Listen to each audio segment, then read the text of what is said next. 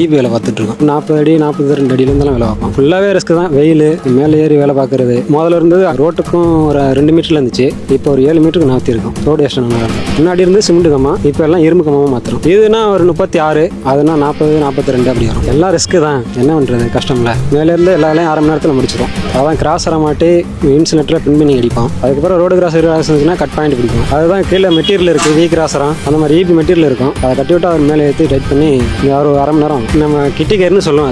அந்த கயிறு கட்டி தான் நிற்கிறோம். கொஞ்சம் அசந்தாலும் கீழே வந்துடும். அது நிறையா நடந்துருக்கு. நாம இப்போ ஒரு குறிப்பிட்ட அளவு ஹில்ஸ் எடுப்போம்.